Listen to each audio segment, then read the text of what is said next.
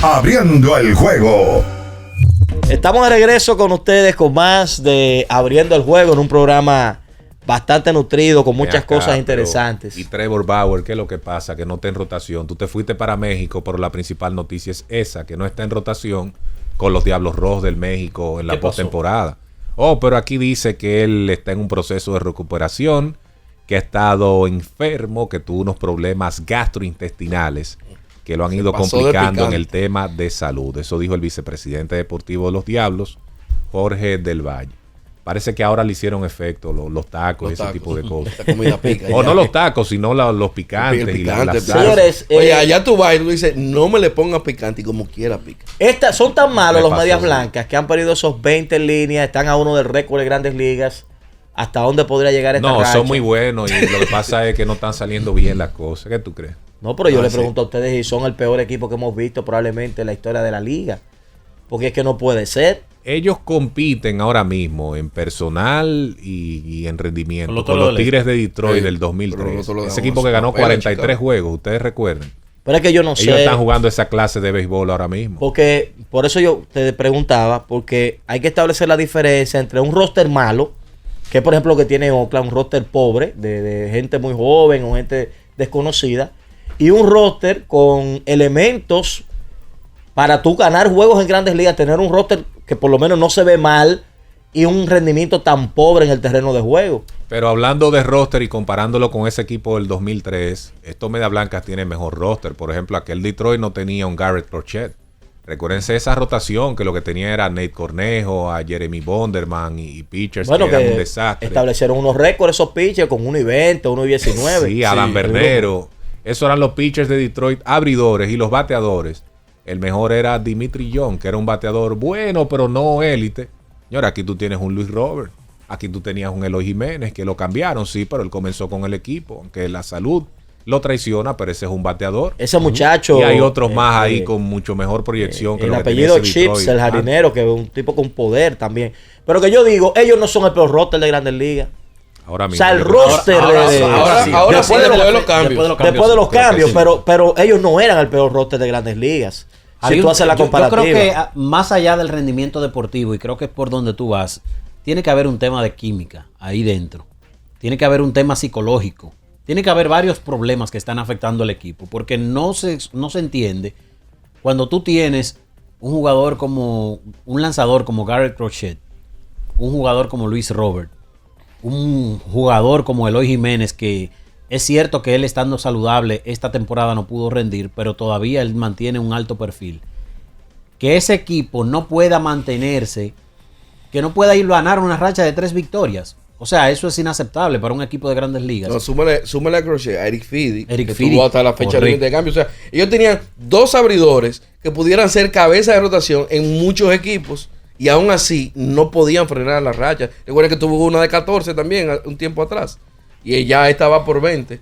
Es difícil tú como imaginarte que con 2 problema abridores... de camerino, porque Liam Hendricks dio unas declaraciones de cosas que sucedieron el año pasado, que ellos ganaron 61 juegos. Ahí sí. Lo de este año es una continuación de la temporada pasada. Y él dijo que habían demasiados tipos como yendo hacia diferentes direcciones. No había una química en el grupo. Incluso muchísimos tipos de comida diferentes que se estaban preparando en el camerino, en la cocina del equipo. Porque una general parece que no bastaba con los tipos que hay allí, que habían tipos A, tipos B y ese tipo de cosas, eso segmentado en clases. Y así la cosa no funciona. Mira, ellos actualmente tienen en el outfield a Andrew Benintendi, es un pelotero que se supone debe rendir en Grandes Ligas, aunque quizás no está en su mejor momento. Dominic Fletcher, Corey Jules, Luis Robert, Gavin Chips y Miguel Vargas. Ese es el roster de los jardineros. Tienen en el infield. Fuera de Robert, el resto no. Y Robert no ha bateado. Brooks Baldwin, Nicky López, Nick Senzel, que fue un prospecto en su momento de Cincinnati, Lenín Sosa y Andrew Bond. Flojo. Y entonces en los catchers, Corey Lee y Chucky Robinson. Ese vino aquí con los gigantes, el Chucky Robinson. Flojo. Todos ya en el picheo tienen a Justin Anderson, Prelander Berroa, John Brevia, Jonathan Cannon, Garrett Crochet, Fraser Ellar, Chris Flesen, que ya ese todavía está, ¿verdad? Sí. Ese Flesen está todavía con ellos. Chad Cole, Davis Martin, Sammy Peralta, Jared Schuster, Tuki Toussaint, que eso también fue prospecto de los Bravos en un momento, y Steven Wilson. Pero yo repito, es que ellos, probablemente ahora, después de los cambios, pero ellos en ningún momento fueron el peor roster de Grandes Ligas. Y se están comportando en el terreno como un equipo que ni siquiera pertenece a las Grandes Ligas. Entonces ahí debe haber algo más que lo deportivo. Ahora mismo ese roster no luce como que ellos van a frenar. Ellos puede que la frenen hoy. Pero lo que te quiero decir es que no luce que es un equipo que va a empezar a ganar juegos. Porque, por ejemplo, tú mencionaste hace un momentito a Oakland. El mejor equipo, uno de los mejores equipos en el mes de junio fueron los Atléticos. Por ejemplo, ellos van a terminar con un récord perdedor.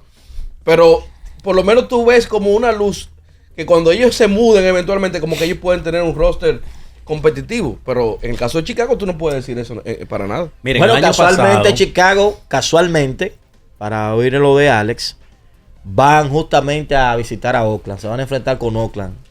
Es como un rival ideal para romper la racha porque uno nunca sabe. Es otro equipo que tiene un roster débil también. Pero ellos son peores que los Atléticos. Mira, el año pasado, justamente para estas fechas, luego de la fecha límite de transacciones, ellos enviaron a un relevista al equipo de los Yankees llamado Kenan Middleton. Ese muchacho dio declaraciones sobre cosas que estaban pasando dentro de los Medias Blancas, que por eso yo dije que probablemente un mal de fondo haya en ese equipo, que tiene que haber aspectos psicológicos, de química, entre otras cosas. Por ejemplo, él fue cuestionado por Jesse Rogers de ESPN y él le dijo lo siguiente: llegamos sin reglas. No sé cómo controlas la cultura si no hay reglas o pautas a seguir, porque todos están haciendo lo suyo. ¿Cómo les digo algo al respecto cuando no hay reglas? Hay novatos durmiendo en el bullpen durante el juego. Hay jugadores que faltan a las reuniones. Hay muchachos que faltan a las prácticas de fildeo y los lanzadores no hay consecuencias para eso.